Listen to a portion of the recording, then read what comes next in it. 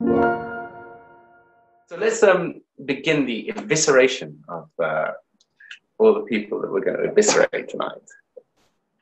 Oh, goodness. I don't know if evisceration is the right word. Strong? Too strong? Well, for our first guest tonight is Colleen, and she's a high school senior. She's Patricia's daughter, and she wanted to share some music with us. We would love that, Colleen. Where are you? Hello. Hi, Colleen. Hi. You have a fabulous tan. You must be in a pretty exceptional part of the world. I'm a lifeguard, so I'm out all the time. Oh my goodness! Wow. Do you have to train to be a lifeguard? Yes. And is there an examination you have to take before you can do that? Yes, there is. I'm also state trained, but I can't be a state lifeguard anymore because my eyesight is too bad, so I can't anymore. But I don't see how that would come into effect. I mean, you don't have to read stuff to people as a lifeguard. No, the state is very strict with their stuff, so I can work for the Red Cross, but I can't work for the state for lifeguarding. Right. Well, it's a spectacular thing to do. I mean, have you been doing it during COVID? Is there people back and you're out on? Is it a pool or a beach that you generally It was a beach I was at. And has that kind of come to a halt recently? There have been a lot of people there, but we don't go near the people usually. That's why there were security guards this year. Yeah. And what do people do? I mean, obviously people, I hope, aren't constantly trying to drown themselves. So you are spending some time just hanging out. And do people come up and have other queries, other things that they need help with, that sort of your day-to-day before the epic rescue that you will have to do from time to time, or be prepared to do all the time? I usually do first aid stuff. Yeah. Like this summer, the lifeguards usually put me for first aid because I knew a lot already from the fire department. Are you like 35 and we just don't know it? You seem to have packed a lot into your young life. What fire department? Where I live, my whole family's in the fire department, and I joined when I was 16. Wow. And so that and what's the extent of your duties at the fire department? Because obviously you have to train for that as well. You've got a thing for training. Yes, I can't go in the fires yet until I'm 18. I can set up the hydrants and the trucks right now, and I can go on medical calls. Wow. And is that what you'd like to do? No, I want to be a professor at a college for music theory. Well, you just don't have enough talent. You are good at everything by the sounds of things, everything you touch. Which is I've also danced for 15 years too. Oh my goodness. What sort of dance is your dance favorite? Tap. Now that's really cool, you know?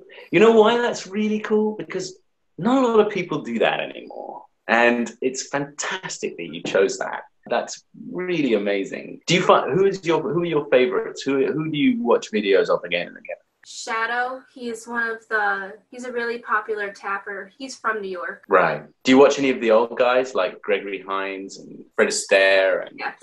Yeah. You do? Mm-hmm. It's pretty flawless. They're all pretty flawless. It's astonishing. And do you do it in heels? Because that's what Ginger Rogers said, isn't it, famously? She said, yeah, I do everything that Fred Astaire does, but I do it backwards and in heels. No, my tap shoes aren't heels, but they weigh down my ankle to make them louder. Wow. Well, you're just a person of many talents. This is fantastic. It's lovely to actually finally talk to you. Talk to your mom, which is great. We remember that. So what, in terms of music professor and that kind of thing, what do you have to do? What sort of ducks do you have to get in a row to actually get that career going? Obviously, you have to study music theory. Yes, I'm going to college for music education, and then I'm going to get my doctorate in music theory. And what does that entail? Because I think you might have heard us talk to some friends in this club who are also interested in that particular area, and one's into particularly musicals and various other things. But musical seems to be the way to go at the moment for a couple of people here. what's your particular interest, if you have an area yet? I don't know yet. All of it? Yeah. That's a good place to start. Yeah, that's really nice.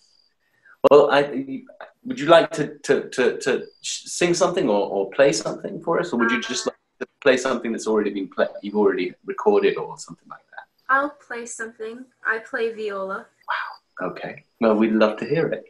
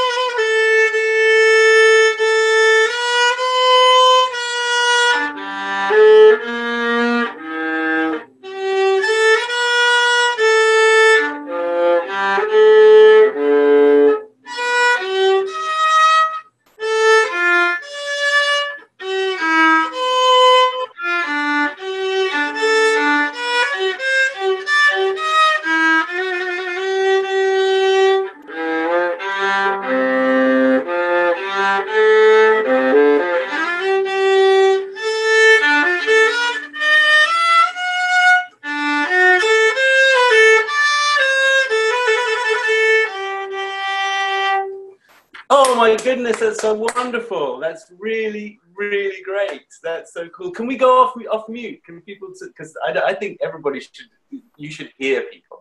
Woo, that was so good. That was great. Very good.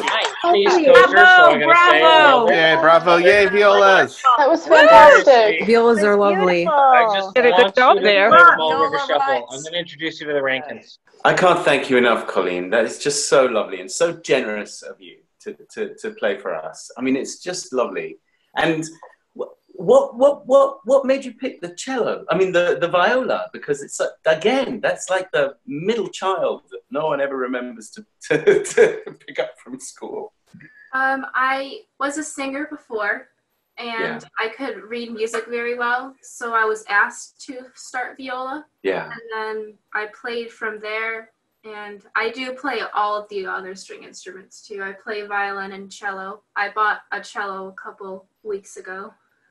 Wow. What's your currently your favorite? Which do you? I'm sure it's mood dependent. I'm sure it's not. You don't have a favorite, but Yeah. you kind of go through moods where you just feel cello. It depends on the day, because viola can be very heavy. So if my shoulder hurts that day, I will play cello. And if I'm fine, then I will play viola. It depends on the day. That's just wonderful. I mean, you're just so talented and gifted. It's really, really great. Thank you ever so much, Colleen, for coming on and having the courage and the generosity to do what you did. And I hope you're happy with it, because it was truly sparkly for us. Thank you. Thank you. Thanks, Colleen. Thank you. All right. We are going to talk to Laura Mitchell. Hey, Hello, Laura. Good to see you again. good to see you again too. I'm meant to talk to you about the cookbook, but I just have to say we have to talk cello for 1 second. Sure. So I'm a huge cello fan. I had never heard of the Elgar before, and then Mel had posted some article, some interview with you, and you had mentioned it. And literally within 24 hours, it was playing on the radio when I was in the car, and so I got to hear that recording, and it is truly magical. It was just wonderful. It's truly magical from that first E flat, and it just begins, and it just goes off into a whole wonderful dialogue with the orchestra. Oh, I'm really glad.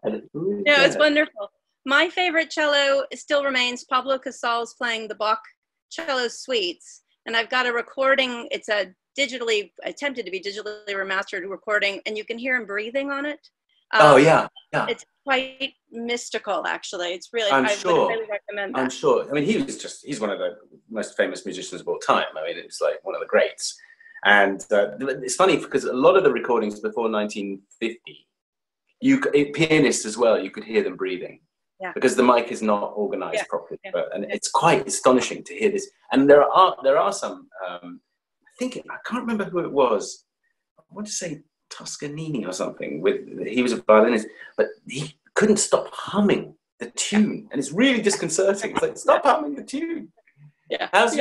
Is your museum up and running again? Oh, you're so kind to ask. Yes, we are allowed to reopen at 25% capacity, and we will reopen next week. So we'll see what happens. We're just going to open 3 days a week, and we've got time tickets, and we've got a half an hour in between each session so that we can clean and do everything we need to do and the contact tracing and all. But we've been closed for 6 months now, and it'll be nice to be open again. Nice. Now, remind us, it's a textile museum, isn't it? Textile museum, yeah. Textile. Yeah.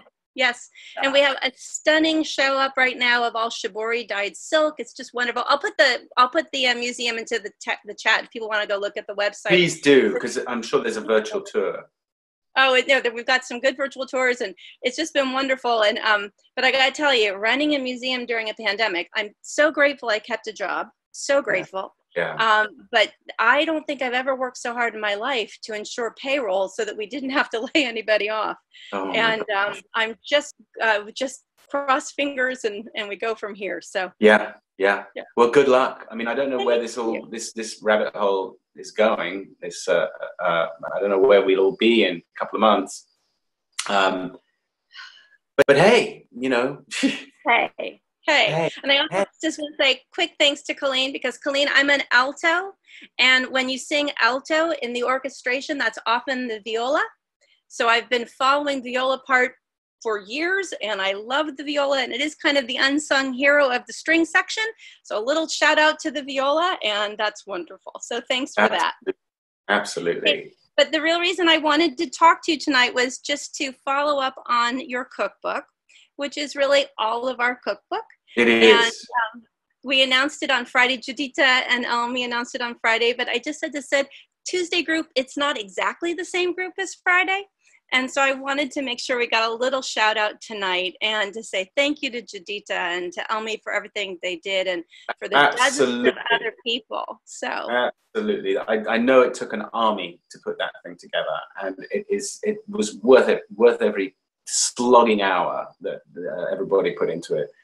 And I couldn't be happier with it, and I couldn't be happier because it's such a communal project. It expresses us as about as well as anything else. I mean, we could do a big old play with 200 people, but the next best thing is something like that. But it's an archival record, which is I know I'm gonna treasure, and a lot of people will treasure. Well, I said to Judita when we were wrapping it up that it was the sort of gift that it really shapes your heart, and it really proves it's an old adage, but so often the gift you give to someone else is the best gift you give yourself. Yeah. And this really just was, and it's that gift of the community. And I was mentioning it's been crazy to run a nonprofit during this time period when most of your revenues are people walking through the door and shopping in your store and donating and all of that. The only respite I've had in this time is that every Tuesday night I'm here and I get to meet all these wonderful people and hear these stories, and I've learned so much, and it's been such a joy. And my girls, good. My girls are like, so it's Tuesday, you got your Sid call? Like, yeah. They don't interrupt me. They know they keep the dogs away. Sweethearts. So tell me, before you go, I know you said you want to be quick, but tell me, does your museum sell reproduction textiles? So reproductions of famous prints? No, we're a contemporary art museum. And so some of the art that is in our museum is for sale. But mainly in our store, what we sell is consignment work from local artists. So it's very much about supporting the local artisans. I couldn't agree more. That's a great idea.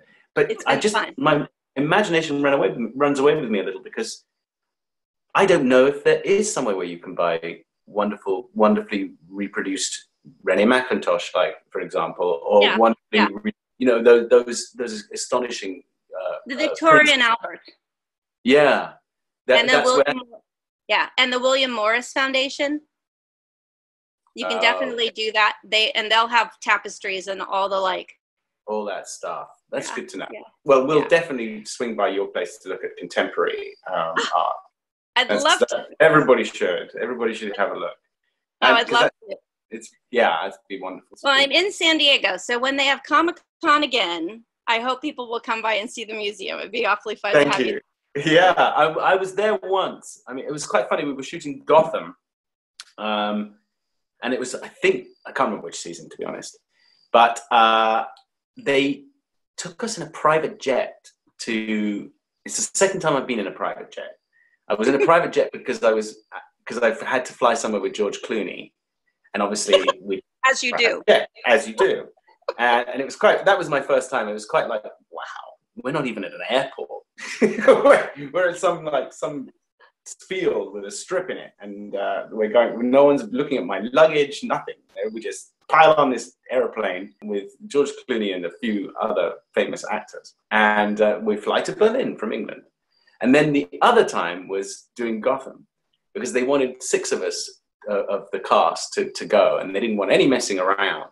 So they just picked us up in the Warner Brothers jet and just flew us to San Diego and dropped us off. And it was the most convenient way to travel. I don't think I can afford to do it without George Clooney.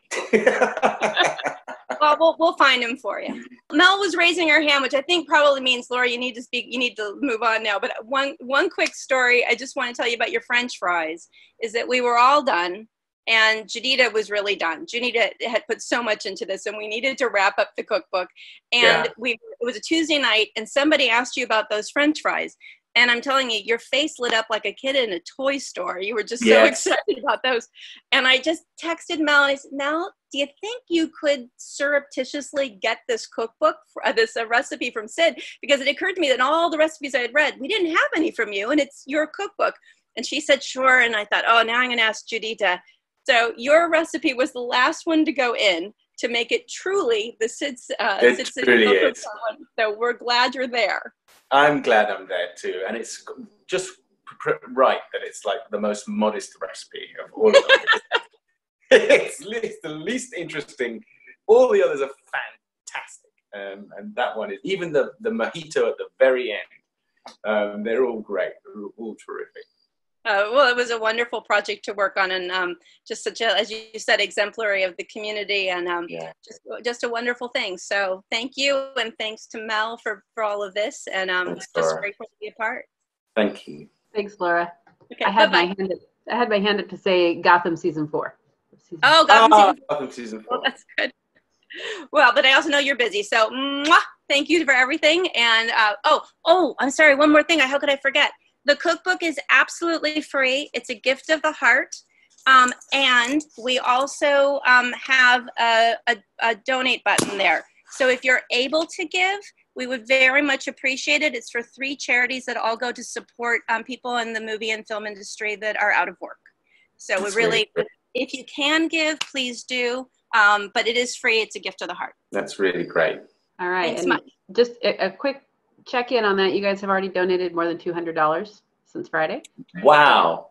Well done. All right. We are now going to welcome Crow and Jamie, who have been doing a lot during the pandemic. How are you? I haven't seen you I've seen you, but we haven't talked for ages. What's going on? And I know you're going to talk about. Yeah, we've been making things, and I've got some commissions on the table right now. In fact, I've had a couple commissions from Sid City Social Club members. I actually made a Julian plushie for Susan, and then Randy has commissioned me for an embroidery commission, so that's exciting. Oh my goodness! So we're going to see Randy dance again, and but in something you created, I hope. Maybe. Who knows? Who knows when anything happens? I'm putting steps into Randy's feet. Okay, actually, Jamie, do you want to show off what you've been making? Yeah, so I've been working on commissions too, because I'm a classical musician on the side, and everything's canceled. Yeah. So I've been picking up my costume work as well. Actually been able to be a little selfish and work on my own things for once. Wonderful. And it's funny is I'm working on everything that is not part of my official cosplay. I'm actually making a bag right now because one of my personal rules is always have a bag. Always have a bag when you go to a convention. Always always, so you can have your apple juice in there and your wallet and your phone and your bag. What kind of bag are you making? I'm making a doctor's bag. Ooh. This is it without the handle.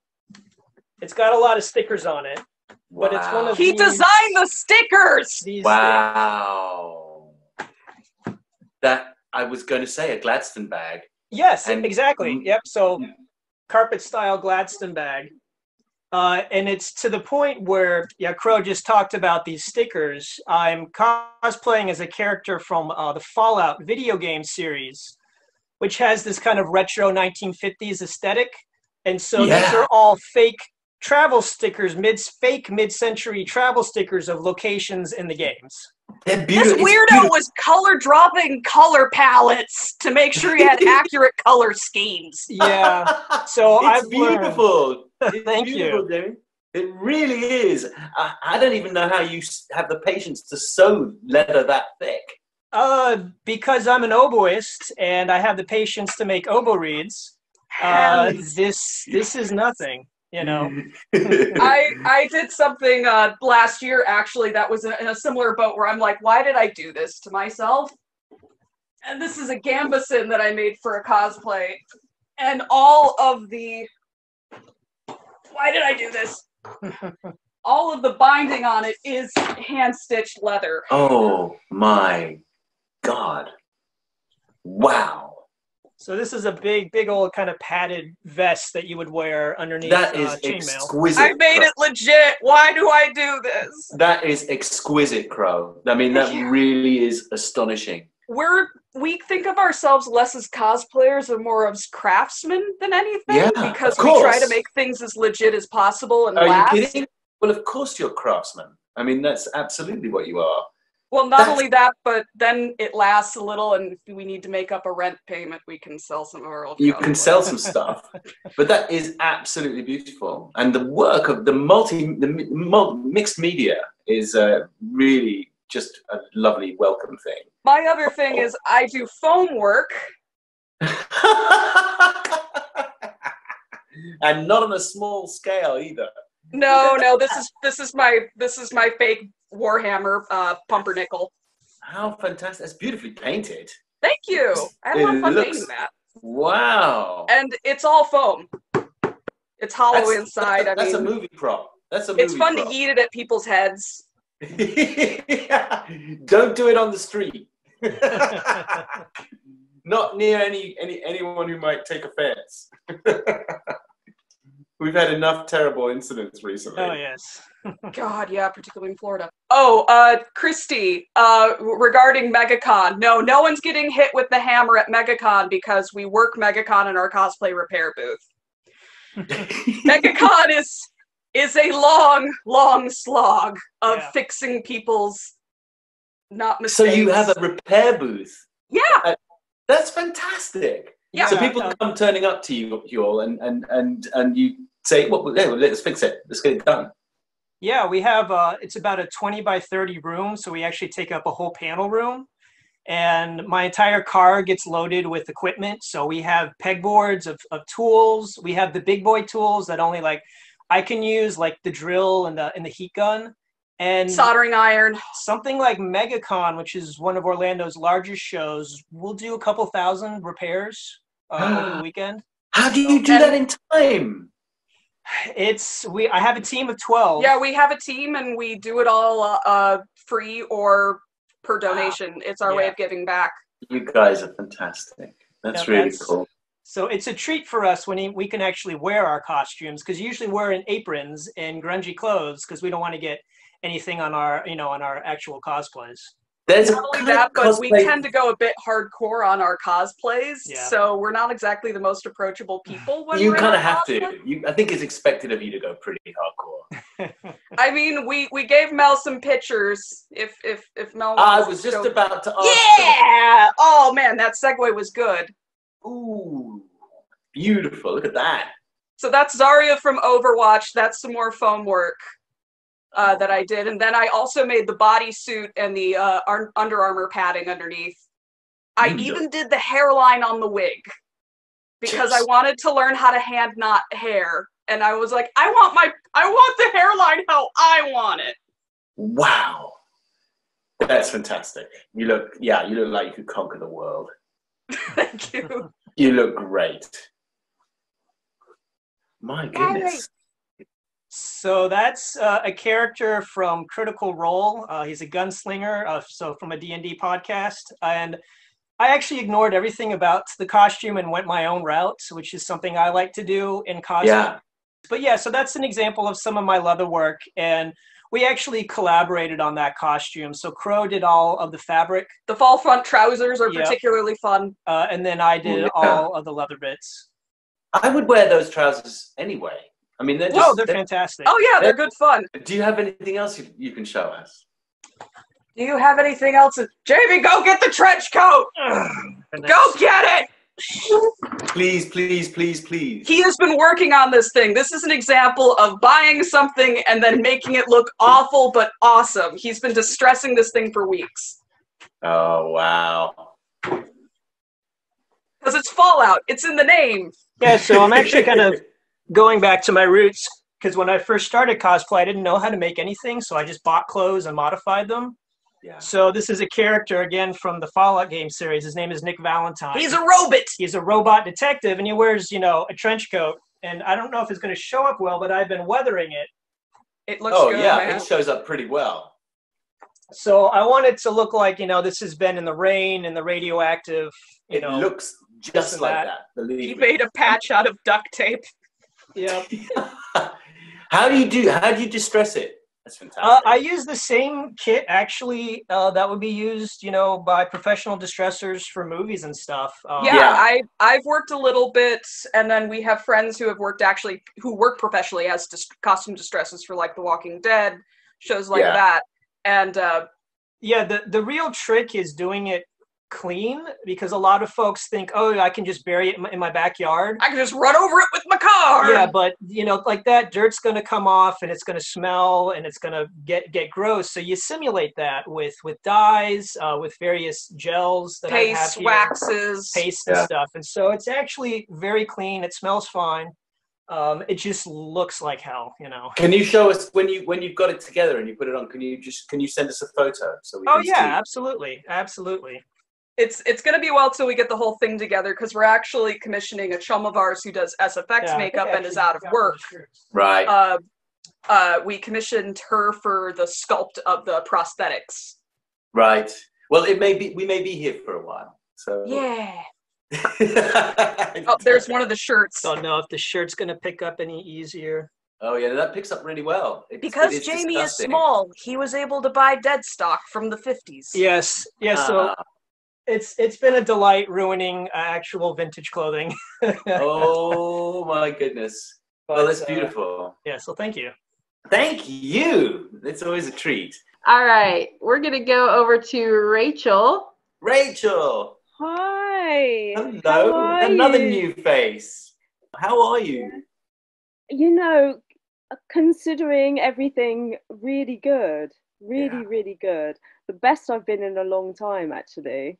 No, I've been through a lot since we first met, and I'm not going to go into all of it here, but it was hard, and getting out of the theatre was the first step to doing what I'm doing now, which being okay.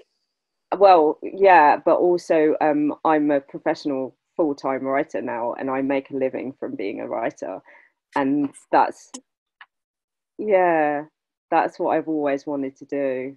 Oh my goodness. And being in the theatre and having such a hard time, I moved into dressing after I was an usher, and it messed me up quite a lot. I had some bad experiences, and I was just like, I need to do this. It's waiting for me. I've been writing poems since I was a kid, and I thought that everybody could do it, and it was just a no-brainer, really. That was my calling, to be a writer and to to, you know, to try and change the world in a small Well, Rachel, that's really, really wonderful. And do you have you got stuff you can tell us you've written that people can look up and find? I do, yeah. I've got a poem that I wanted to share with you today, but that I wanted to share with everybody, and because it relates to the poem's called My Old Days, and it's about how I found myself again after that theatre blip.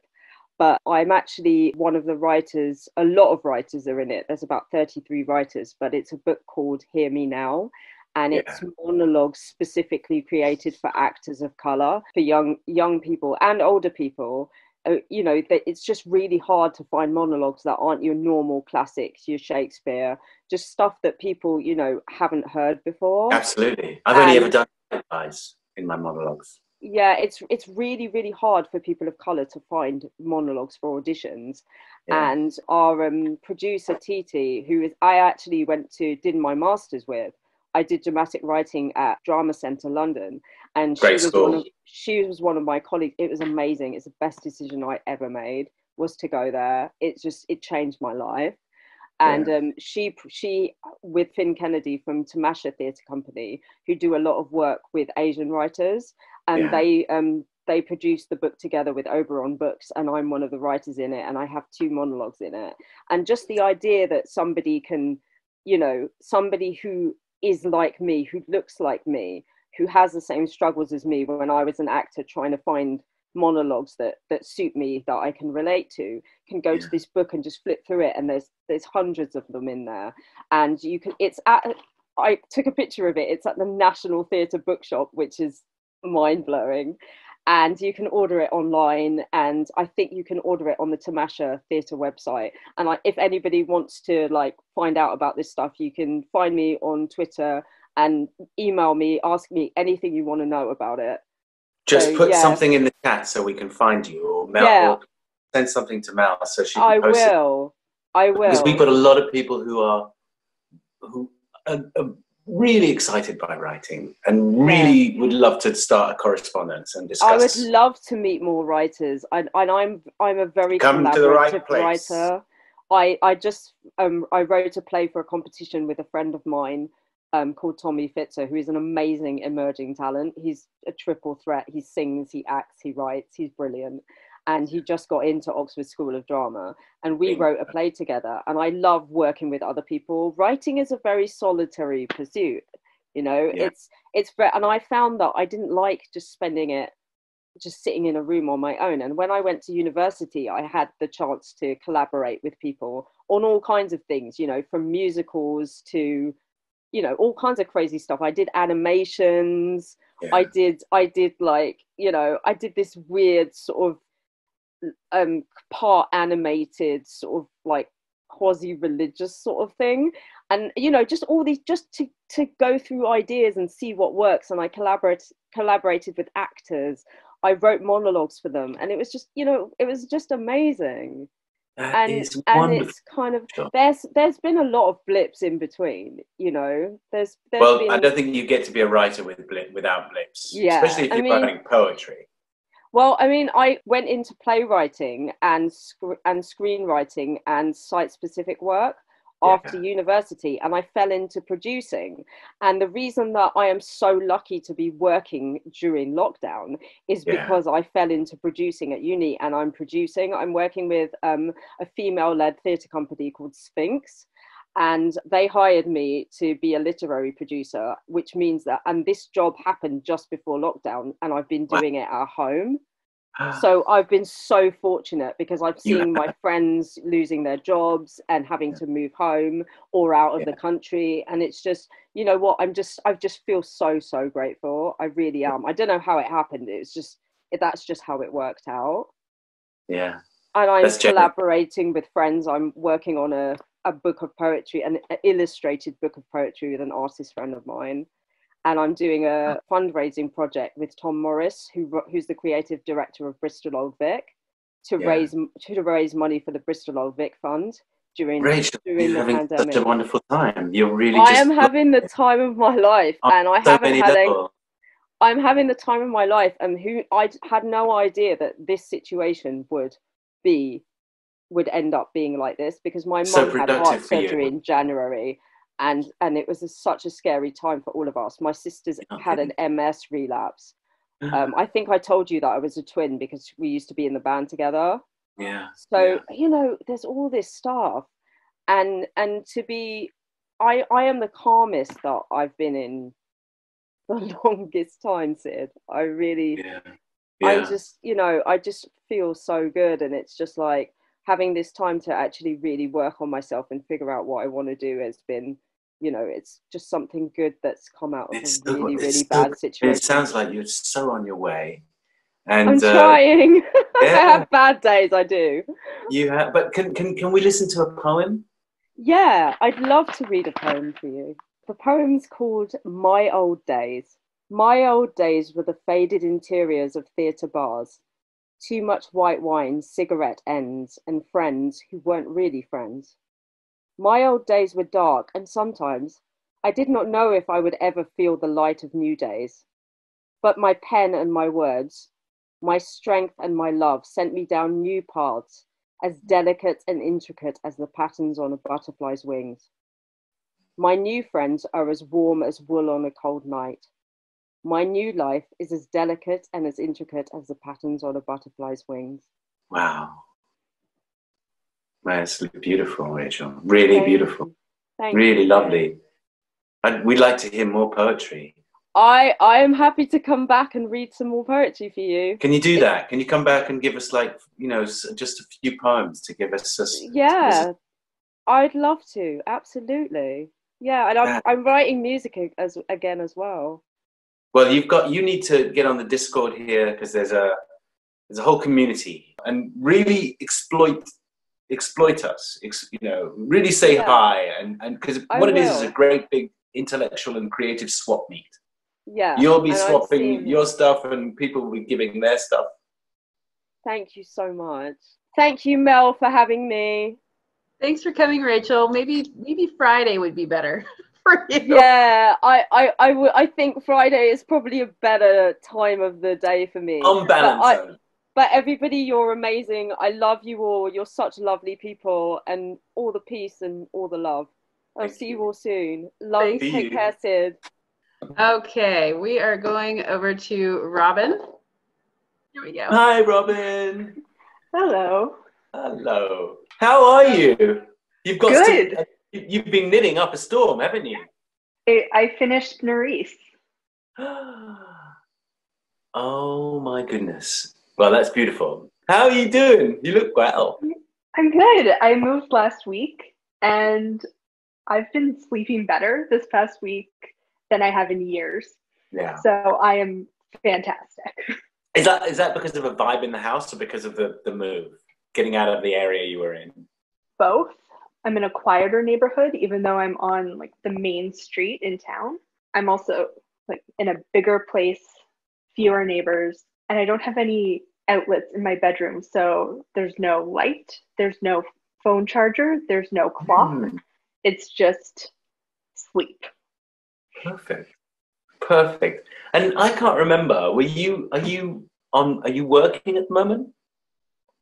I was a grad student and dropped out at the beginning of COVID. That's right. And you were trying to figure out whether or not you wanted to get back into it, or what your plan. Have you come up with any? Have you found a lead on any of that stuff? No. Not yet. Not yet. No. Who cares? No, it's gonna fix itself anyway. Who knows what's happening with COVID? So there's no point making many decisions right now. Yeah.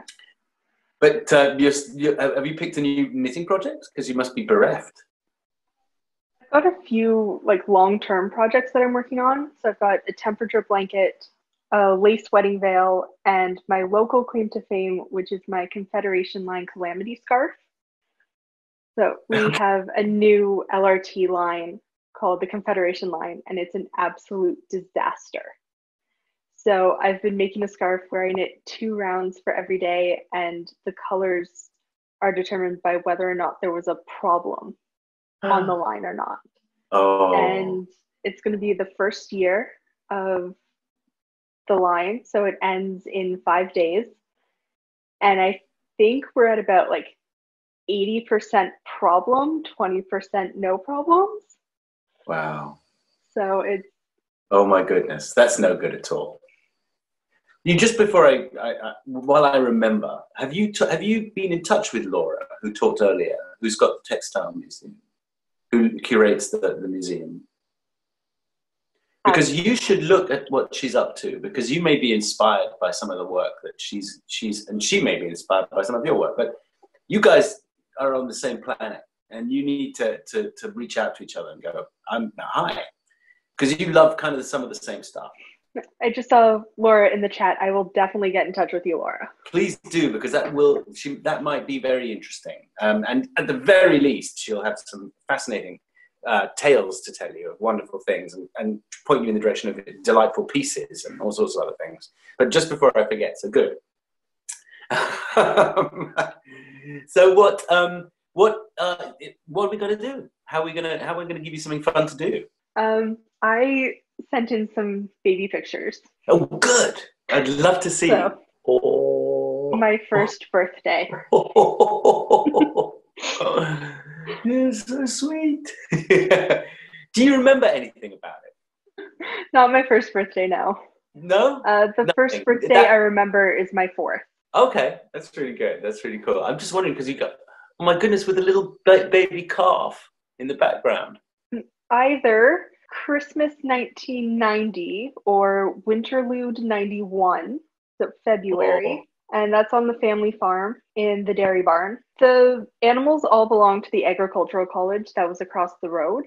Right. But my great-grandparents built the farm, and then my grandparents lived there. And my grandfather, at some point, was the dean of agriculture at the college. Oh my goodness, yeah, quite fancy. And when did you move out? What age did you stop being a farmer's daughter? Actually lived there. That was sort of like our vacation home. Right. The family was all based in Ottawa and we weren't.